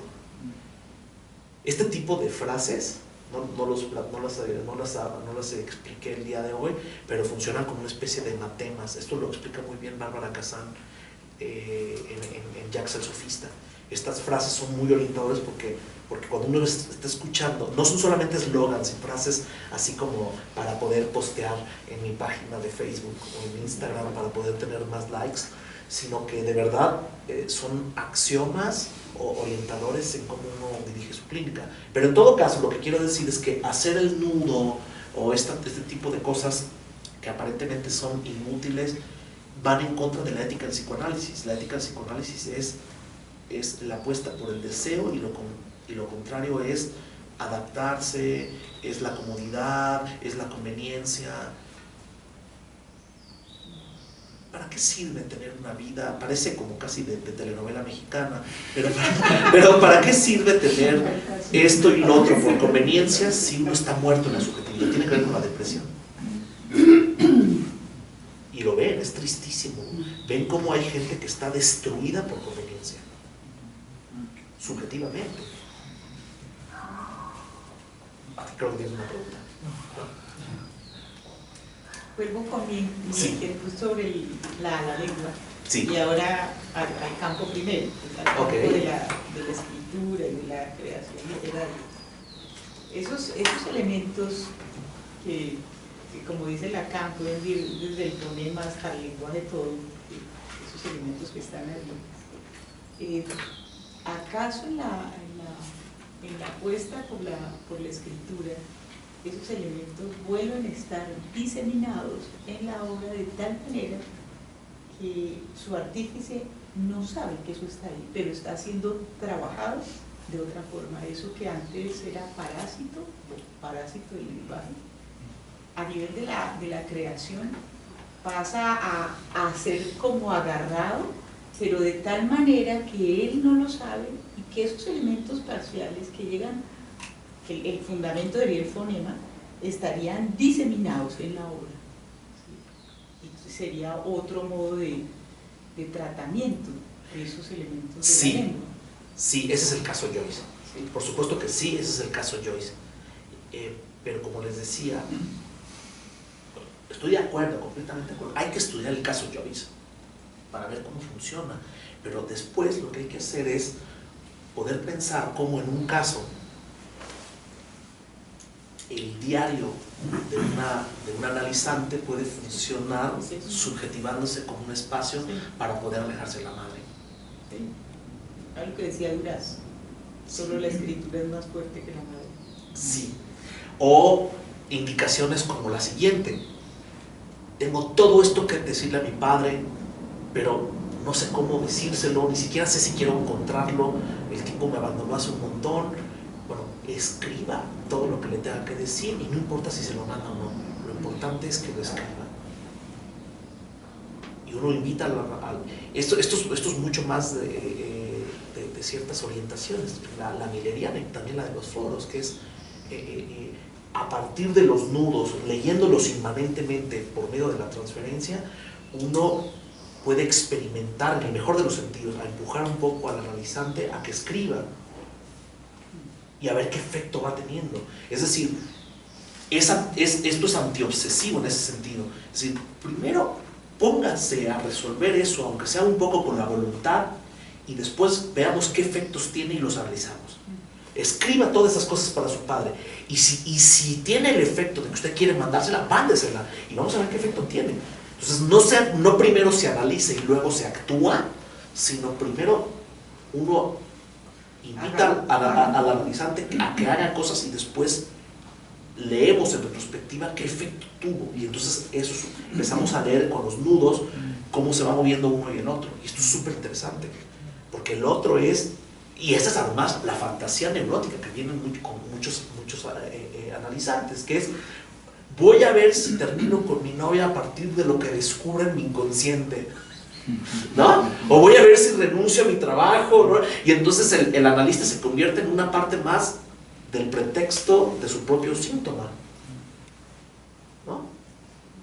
Y especialmente pasa cuando ustedes escuchan que los analizantes le cuentan todo lo que pasa en el análisis a su mamá o a su novia, o, ¿no? Que es una forma de inhibir el acto, ¿no? Y entonces ahí es cuando un analista puede operar, ya no solamente asociando, sino cortando la sesión o invitándolo a que haga cierta cosa y después analizamos, ¿me siguen? Y esa es una clínica más del saber hacer, que es también. Pero bueno, pero al mismo tiempo no es necesario, por ejemplo, el caso Cantor, para ponerlo así, ¿no? Cómo inventa los transfinitos y cómo eso impacta en su subjetividad y se psicotiza y todo esto, sino pensar cómo alguien que se dedica a las matemáticas te empieza a platicar cómo tiene problemas con una ecuación y cómo lo piensa, y el lenguaje que está utilizando, dices, no puede ser, es lo que te está pasando en la vida. O la forma en que maneja el coche, ¿no? Lo que más te gusta en la vida es manejar, y entonces te empieza a platicar cómo maneja el coche, y entonces es esto, es lo mismo que empezar a leer en toda la literatura de Joyce y empezar a ver cómo eso lo va subjetivando. Bueno, es tan banal en cierto sentido que lo que uno obtiene de interesante al leer el caso Joyce no es tratar de encontrar a Joyce con los analizantes, sino encontrar cómo el manejar o en actuar, ¿no? Ciertos los pacientes que son actores o actrices son maravillosos, todo el problema con la mirada, muchos de ellos se dedican a ser influencers, por supuesto, es un saber hacer con la mirada, ¿no? Entonces, el interés del caso Joyce es poder leer el saber hacer en estas pequeñas minucias y que al mismo tiempo son altamente topológicas. Y eso nos podría llevar a la pregunta que planteaba Jairo sobre la cuestión de las estructuras. Si hay una cartografía de los sujetos deseantes, a mí me parece que correspondería a la clínica nodal de la que habla Shechtman. No hablé de otro problema, todo el problema del paso de los nudos que ciernen al teorema de Desargues. Lo digo rápido. El teorema de Desargues es cuando tú abres un nudo y Cuando el teorema de Sarnes te dice, si esto lo llevas al infinito y esto al infinito, es exactamente lo mismo que un círculo. Y entonces eso te permite empezar a hacer trenzas. Y las trenzas son súper interesantes para poder pensar ciertos casos. Pero además, o sea, todavía hay un montón de cosas que indagar, ¿eh? O sea, Lacan no se termina ahí. Y podemos ir más allá de Lacan, usando a Lacan, que es, con el teorema de Desargues y pensando la topología de trenzas, ¿será eso? Yo no he escuchado a nadie que lo haya dicho así, salvo a una amiga mía, Diana Montes, que es pertenecía a la ANEL México, ahora se salió ella de ahí. Le mando saludos si en algún momento escucha esta grabación. Y lo que ella dice es que las trenzas son feminizantes, mientras que los cordeles son más masculinos. Y que eso se puede incluso registrar antropológicamente, como las mujeres se han dedicado durante mucho tiempo a construir trenzas, o incluso con los vellos púbicos a hacerse trenzas. Que es una cosa, es decir, que las mujeres tendrían subjetivamente, es una cosa muy interesante para investigar, tanto antropológicamente como topológicamente. Antropológicamente, por ejemplo, cómo los incas contaban con nudos, pero antropológicamente es por qué las mujeres han tendido a tejer socialmente. Es muy fuerte esto, y es una cosa bien importante para el feminismo. ¿Por qué las mujeres o una subjetividad más femenina tiende a tejer más que a cerrar en cadenas? Que también tiene una connotación fortísima la cadena, ¿no? Entonces no es lo mismo trenzar, no es lo mismo tejer, ¿no?, que encadenar. Y de eso se ha explorado muy poco. Y entonces, ¿habría un feminismo topológico? Bueno, es posible, ¿eh? De hecho, el nudo Borromeo generalizado puede ser queer. No voy a explicarlo aquí, pero el nudo Borromeo generalizado puede ser queer, ¿eh? Que no es lo mismo que feminista. Es otra lógica, ¿no? La lógica queer es lo no binario, ¿no? Es una cosa súper interesante también. Pero la topología podría ayudar a pensar un montón de cosas. Digo una última cosa y si quieren otra pregunta. Pero como yo les decía, la topología ha ayudado a poder pensar la genética. ¿Por qué dos personas tienen los mismos genes, pero si se anudan de manera distinta te da otro efecto? Es muy extraño. Y entonces, ¿por qué no utilizar? Eso se lo dije yo espérenme, ay, se me olvidó el nombre de este filósofo, pero es un amigo, es un muy, se me está viniendo a la cabeza, pero es un muy amigo de Roberto Espósito. Roberto Espósito, que es el que habla de biopolítica inmunitaria, es un teórico un filósofo súper interesante que habla sobre la biopolítica.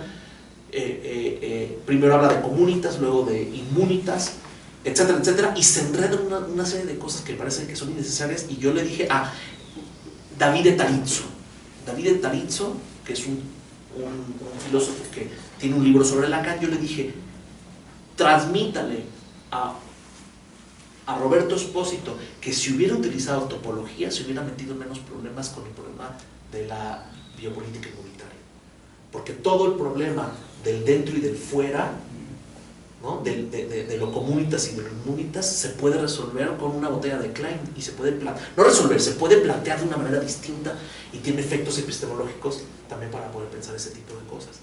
Digo una última cosa más, perdonen, digo una última cosa más. Esa es la intuición que ha desarrollado un colega de los foros en Brasil que se llama Christian Dunker. Léanlo, es brillante. Y ese hombre lo que plantea es que el problema de los lacanianos, y también va contra Recalcati, es que pasamos muy rápidamente del discurso capitalista a los nuevos síntomas o a la clínica del vacío, cuando tiene que haber un montón de mediaciones.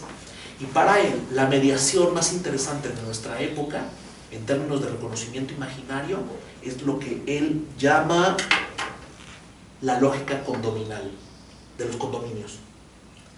La lógica de los condominios, ahorita me estoy quedando en un Airbnb, y tienen 50 reglas estúpidas de cómo tienes que sacar a tu perro con un bozal y entonces cómo no puedes estacionarte aquí porque es una multa más amplia. Los nuevos amos son gestores de condominios. Y para poder pasar de los nuevos síntomas del discurso capitalista a los nuevos síntomas, hay que pasar por una mediación de reconocimiento hegeliano por medio de la lógica de condóminos, que es algo que ocurre a partir del neoliberalismo, también en Colombia, seguro. Y la lógica de los condóminos, esto es brutal, es lo que ocurre en las escuelas psicoanalíticas. Hay un gestor que regaña a todos y los otros tienen que cuadrar y tienen que expulsar a los otros, y entonces uno no se relaciona con el barrio, sino solamente con el propio departamento y sus amenidades, que ya está todo adentro. No discutas con otros, tú mejor ponte a trabajar en lo tuyo. La lógica de los condóminos es una mediación súper interesante entre el discurso capitalista y los nuevos síntomas. Es bien fuerte esto, no sé si se dan cuenta, pero la lógica de los condóminos también ocurre no solamente en los condominios, sino ocurre en ciertos barrios que se cierran. En México es muy común, y entonces cierran, y entonces todo lo que tienes lo tienes en tu comarca, ¿no? Y no tienes que relacionarte con los demás. Christian Dunker tiene un ejemplo muy bonito. Dice, en la lógica del condomino, una señora sale a pasear por el pasillo, se tropieza con un triciclo y se cae sobre unas plantas. ¿Qué dice el gestor? El nuevo amo, que es el S2 o el amo capitalista. Dice, está prohibido dejar triciclos en el pasillo, está prohibido tener flores en el pasillo y pasear por los pasillos. Uno no le queda nada más que encerrarse en su pequeño cubito. Pero eso es lo que nos pasa también a los psicoanalistas. Nos quedamos en nuestra propia institución y no hablamos con otros. Es un gusto entonces estar en analítica, por supuesto. Y en video. Y entonces, no me acuerdo por qué estaba hablando yo de esto, pero lo que les quiero decir es que de pronto tenemos unas lecturas panza, sí. Y entonces esta idea de mi colega de los foros, que es Christian Dunker, en donde pasar del discurso capitalista a los nuevos síntomas tiene que tener mediaciones importantes para poder captar esto. La lógica del condómino se ubica perfectamente a finales de los 70 y principios de los 80, empieza a aparecer en todo el mundo, y entonces se trata de instalar barreras, y entonces todo el problema de los inmigrantes y todo eso, ustedes con los venezolanos, es un problema de condómino, se está pensando en términos de condómino, y está produciendo nuevos síntomas. No solamente síntomas en los inmigrantes, sino síntomas de racismo y de segregación en los colombianos. Están metiendo los conjuntos. Y de desmemoria, porque hubo una migración muy importante de Colombia a Venezuela en los 70, y allá fueron acogidos los colombianos y gozaron de todo el sistema de salud. Siempre todos los habitantes gozaban de eso. Entonces es un síntoma de desmemoria también. Entonces los nuevos síntomas como la anorexia, las toxicomanías o las depresiones también tienen una mediación por medio de los condóminos. No solamente es el propio discurso capitalista y ¡pam! Y impacta directamente. Es verdad, pero ¿no hay mediaciones intermedias? Christian Dunker dice sí. No solamente Vladimir Zafatle y Nelson da Silva Jr., que estamos muy interesados, Jairo y yo, en ellos. Que es porque además funcionan como un nudo borromeo. Uno es de los foros, los otros dos son de los foros, ¿no? Uno trabaja con psicopatología, el otro trabaja con literatura y poesía, y el otro trabaja con filosofía, ¿no? Una especie de escuela de Frankfurt, pero de Sao Paulo. Bueno, perdón que hable tanto y divague, pero bueno. Eso lo vamos a trabajar en nuestra reunión en los foros en México. Vamos a trabajar porque Christian Dunker tiene categorías, es decir, él dice que las estructuras psicopatológicas van a tener síntomas, pero que tienen mediaciones por el sufrimiento y por el malestar. O sea, tiene unas teorizaciones súper interesantes. Porque ellos trabajan mucho la categoría de sufrimiento. Sí. En muchos textos. Sí. La lógica de los condóminos produce un montón de sufrimiento innecesario. incluso trabaja en la categoría de sufrimiento social. Sí, sí, sí. De hecho, el neoliberalismo es una lógica intencional de producir sufrimiento.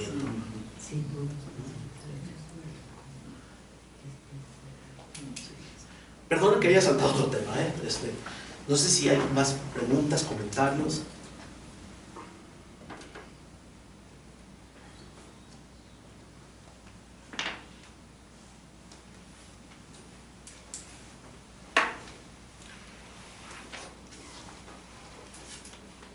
Bueno, Porque, sí. porque en un momento dices que Lacan no se ocupa de la aritmética. ¿Por qué dice que Lacan? Que Lacan no se ocupa de la aritmética. ¿Dije yo eso? ¿Para escuchar? No, sí se ocupa de la aritmética. Okay. Ayer mostré cómo en la carta robada la división aritmética muestra dividendo, divisor, cociente, y el resto aritmético muestra cómo funciona el caput mortum, y en el seminario de la angustia la división, ¿se acuerdan? Es aritmético. Entonces escuché mal, justamente por eso. Sí. Está bien, pero ¿se acuerdan que hace esto? Y entonces va dividiendo A entre, no, es S entre A, S entre A, y luego produce sujeto dividido, y luego A, y así. No me acuerdo bien, la verdad que eso sí no lo tengo muy claro, pero entonces va mostrando cómo el objeto A es el resto. Y es una cuestión aritmética. Es digamos que finalmente la manera como nombra el objeto A, como una notación, digamos, potencial de la aritmética, una notación algebraica con función. Aquí voy a decir una cosa que me parece importantísimo. Cuando estuve en Francia leía con unos amigos el seminario 10, y el seminario 10 es el que mejor explica algo que me parece epistemológicamente muy interesante. Yo les decía que no solamente se trata de que el grafo del deseo como una cuestión sincrónica muestre algo interesante como antidiccionario, lo dije en la mañana, sino que también cuando pasas del primer piso al segundo piso, pasas por el qué voy y hay una cierta historización, y eso produce un efecto muy interesante epistemológico, que es el momento de la pregunta ¿qué quiere el otro de mí? ¿No? Entonces hay una dimensión historizante, imaginaria y simbólica que es importante, y no solamente la sincronía. Sí es importante la sincronía, pero también la diacronía. Bueno, ¿qué quiero decir con esto? ¿Cómo te llamas? Diógenes. ¿Cómo? Diógenes. Diógenes, muy bien. Es un nombre súper interesante, súper interesante. Hablando de la lengua. Mauricio. Diógenes Mauricio. Muy bien, muy bien. Un perro que maulla. No, Diógenes viene de los cínicos, ¿no? Que viene de Camis. Bueno, perdón, me desvío. El caso es que en el seminario, lo que ustedes pueden encontrar de manera muy interesante en Lacan es que no es sin consecuencia, no es inocuo ver una especie de gimnasia que hace Lacan. Cuando formula el objeto A en términos aritméticos, pero luego en términos algebraicos, pero luego en términos topológicos, pero no es lo mismo en términos de topología de superficies que en topología de nudos. Entonces, ¿para qué reformula tantas veces? ¿Por qué le da tantas vueltas a uno? Cuando uno empieza a ver la gimnasia, cómo Lacan pasa de una cosa a la otra, cómo la reformula el mismo punto, tiene efectos epistemológicos para entender muchas cosas.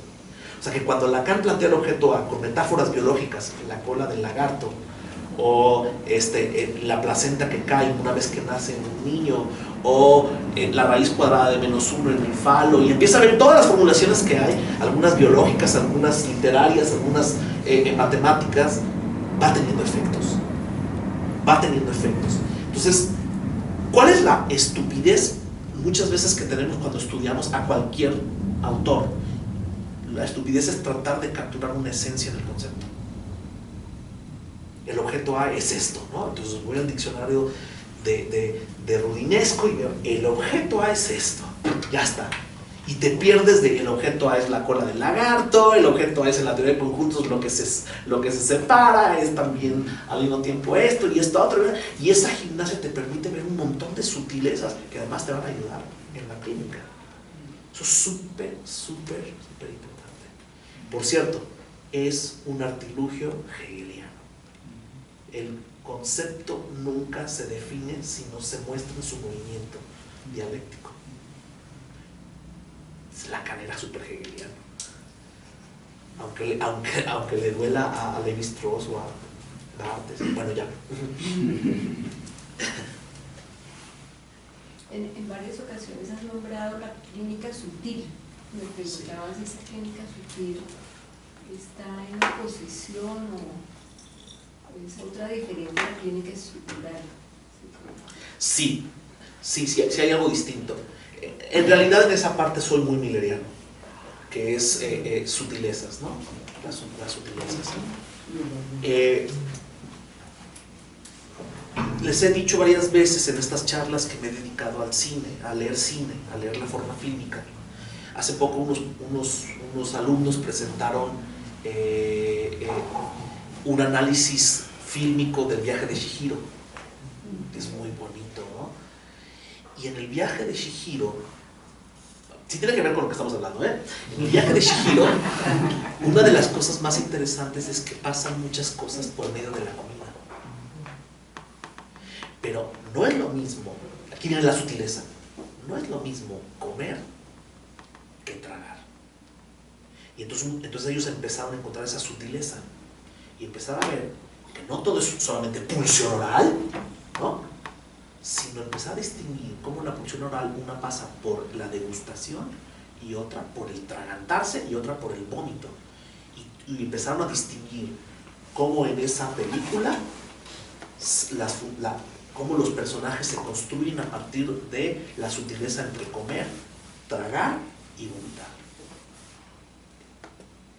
Mutatis mutandis, si uno lo lleva con los analizantes, uno no tiene que ver, tiene un problema con la comida. Bueno, ¿pero qué?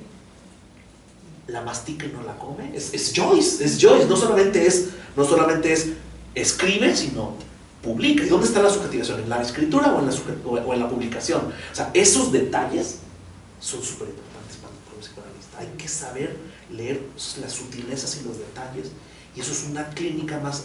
En realidad, las estructuras subjetivas son un primer abordaje para poder plantearse una escucha, pero a veces ya empiezan a estorbar.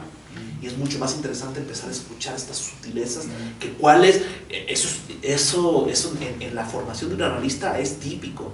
O sea, uno va a controlar un caso y lo primero, es un psicótico, es un perverso, espérate, vamos a escuchar esas sutilezas y después vemos de qué trata. A lo mejor la hipótesis es esta y la otra, pero estamos más obsesionados con la parte médica patologizante que con las sutilezas, que pueden ser súper interesantes para ver cómo se subjetiva el analizante, ¿no? A eso me refiero con la sutileza.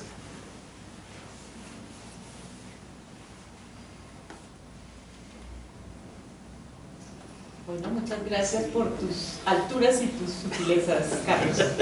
Muchísimas gracias. Muchas gracias.